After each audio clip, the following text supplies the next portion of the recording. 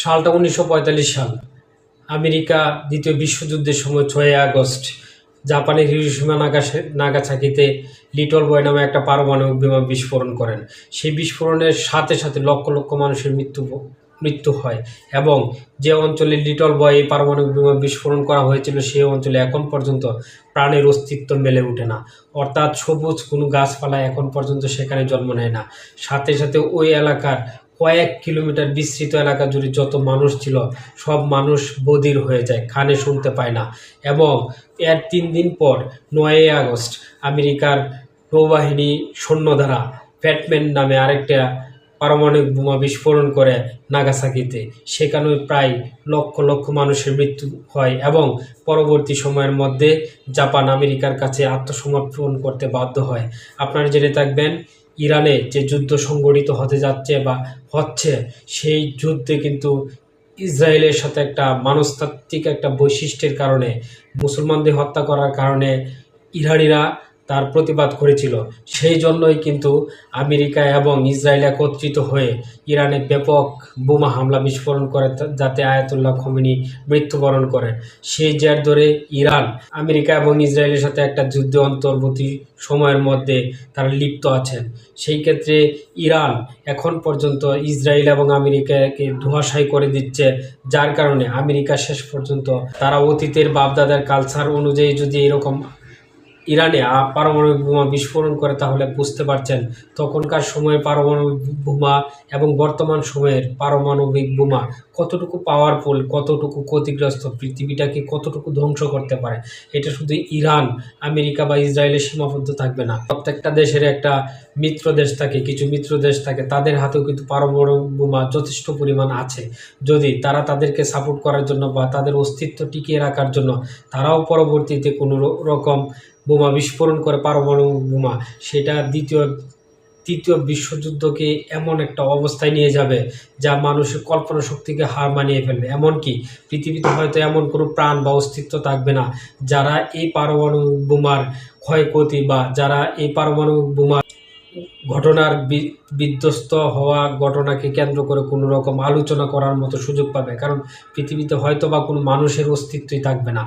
এই বিধ্বংসী হত্যাকাণ্ড বা এই বিধ্বংসী নিয়মকানুন বা এই বিধ্বংসী বোমা যদি পৃথিবীর বুকে কোনো দেশ তৃতীয় বিশ্বযুদ্ধের আগে ছাড়ে, তাহলে মনে রাখবেন যে কোনো দেশ কাউকে ছেড়ে কথা বলবে না।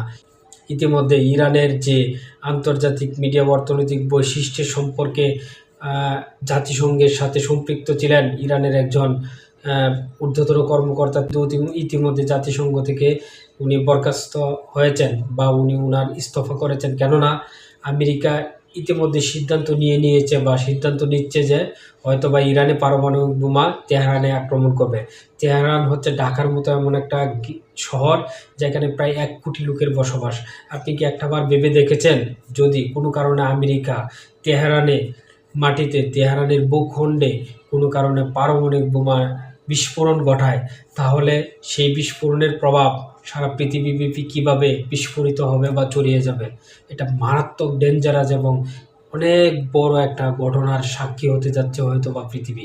আমেরিকা যদি বাপদাদার চিন্তা মতে, পূর্বপুরুষদের চিন্তা মতে যদি ইরানকে দমিয়ে নেওয়ার জন্য বা ইরানকে থামিয়ে দেওয়ার জন্য বা বিশ্বকে তাদের মোড়লগড়ি দেখানোর জন্য পারমাণবিক বোমা 1945 সালের মতো আবার সেই ভুল করে থাকে, তাহলে কিন্তু এটা কখনোই জাতিগত দিক থেকে, মানুষের দিক থেকে, অস্তিত্বের দিক থেকে কোনোভাবেই পৃথিবীর মানুষের জন্য শুভকর বা মঙ্গলকর বা ভালো হবে না। আজকে যদি ভেবে থাকেন যে আমেরিকা ইরানকে আক্রমণ করছে, অনৈতিকভাবে আক্রমণ করছে, এটা তাদের যুদ্ধ কেবল, আর এই জন্য যদি আপনি শিয়া সুন্নি এবং মুসলিমদের তোয়াক্কা করে, মুসলিমদের বিভিন্ন পার্থক্য সংযোজিত করে যদি আপনি নীরব থাকেন, মনে রাখবেন আরেকটা তৃতীয় বিশ্বযুদ্ধ হয়তো আপনি একটা দেশ হিসেবে ডেকে আনার জন্য আহ্বান করছেন। এটা কখনোই কাম্য নয়।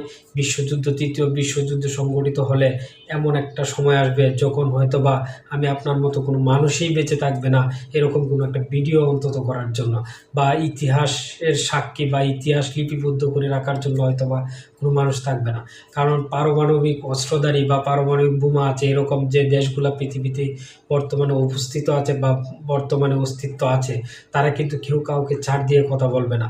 যদি আমেরিকা তাদের এই সিদ্ধান্তে অটল থাকে বা ভয় দেখিয়ে যদি ইরানকে তাদের দমিয়ে রাখার জন্য বা ইরানকেও মানে দাবিয়ে রাখার জন্য যদি এই ভুলগুলো করে থাকে, তাহলে মনে রাখবেন যে হয়তোবা আমেরিকাও থাকবে না, হয়তোবা ইরানও থাকবে না। অথবা যারা চুপচাপ বসে আছেন, যা আপনাদের যুদ্ধ আপনারা করেন, আমাদের তো গায়ে কিছু লাগার কথা নয়, তারাও হয়তোবা পস্তাবেন বা পস্তানোর সময়টাও হয়তো পাবেন না। দেখেন 45 সালের যে আক্রমণ জাপানকে করেছিল, জাপান পৃথিবীর সবচেয়ে সভ্য এবং আদর্শিক একটা দেশ হিসেবে রূপান্তরিত হয়েছে। একটা মানুষ বা একটা অস্তিত্ব বা একটা জাতি কখনোই 1-2 দিনের মধ্যে এত সভ্য, এত ব্যক্তিত্ব সম্পন্ন হতে পারে না। জাপানিরা তখনই নিরীহ ছিল, জাপানিরা তখনই হয়তোবা আদর্শিক দিক থেকে কাউকে আক্রমণ করতো না বলেই আজকে আমেরিকা দ্বিতীয় বিশ্বযুদ্ধের সময় জাপানকে সহজে তাদের হস্তক্ষেপে নিয়ে আসতে পারেছে। কিন্তু এটা মনে রাখবেন, যদি ইরানের প্রতি এরকম অবিচার করার চিন্তা ভাবনাটুকু ডোনাল্ড ট্রাম্প প্রশাসন করে থাকে, তাহলে কিন্তু আমেরিকার অস্তিত্ব থাকবে না। এটা আগেও বলেছি। ইভেন আমেরিকাতে বিভিন্ন অঙ্গরাজ্য থেকে, আমেরিকার সবগুলো অঙ্গরাজ্য থেকে খোদ ট্রাম্পের বিরুদ্ধেই কিন্তু আন্দোলন হচ্ছে। কেন তিনি এই যুদ্ধ জড়াচ্ছে, কেন এই যুদ্ধকে তিনি লম্বা করছে, যেখানে এখানে আমেরিকার যুদ্ধে অংশগ্রহণ করার কথাই নয়, যেখানে আমেরিকা এখানে যুদ্ধ করারই কথা নয়, সেখানে কেন তিনি এই সময়টাকে আরও দীর্ঘায়িত করছে এবং মানুষের লাশ কেন বারবার ফেলছে। এটা আসলে দেখার বিষয়। আপনারা যদি যুদ্ধবাজ হয়ে থাকেন, আপনার যদি যুদ্ধ করার এই মন মানসিকতা শুধু থেকে থাকে, তাহলে আপনার বিশ্বের জন্য কি করবেন? আসুন আমরা সম্প্রীতির বন্ধনে এক দেশ আর এক দেশকে ভালোবেসে, অবশ্যই আমি প্রার্থনা করব আল্লাহর কাছে যেন আল্লাহ এই যুদ্ধকে অতি কম সময়ের মধ্যে খুব তাড়াতাড়ি যেন এই যুদ্ধকে আল্লাহ স্থগিত করে দেন, স্থগিত করার ফয়সালা গ্রহণ করেন। ধন্যবাদ সবাইকে। আসসালামু আলাইকুম।